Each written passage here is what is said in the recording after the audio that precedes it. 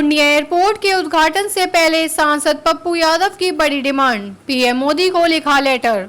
सांसद पप्पू यादव ने प्रधानमंत्री मोदी को पत्र लिखकर पूर्णिया हवाई अड्डे का नामकरण स्वतंत्रता सेनानी भोला पासवान शास्त्री के नाम पर करने का आग्रह किया है। उन्होंने कहा कि पूर्णिया और सीमांचल की विभूतियों का देश के विकास में बड़ा योगदान रहा है।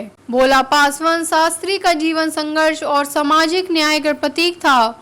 उन्होंने विधानसभा के पूर्व अध्यक्ष लक्ष्मी नारायण सुधांशु के योगदान को भी याद किया।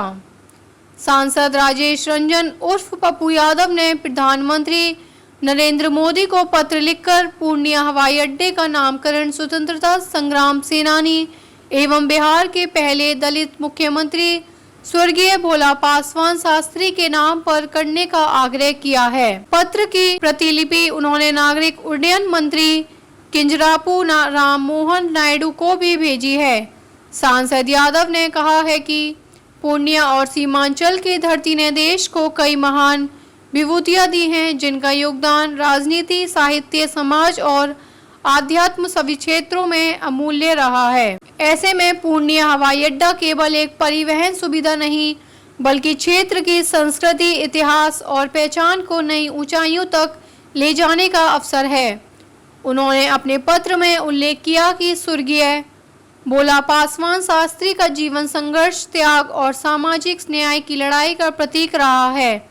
1914 में पूर्णिया जिले में जन्मे शास्त्री जी ने कठिन परिस्थितियों में शिक्षा प्राप्त कर संस्कृत विद्वान के रूप में पहचान बनाई। स्वतंत्र संग्राम में सक्रिय भागीदारी और मुख्यमंत्री के रूप में वंचितों की आवाज को सत्ता तक पहुंचाना उन्हें गरीबों का मसीहा बनाता है।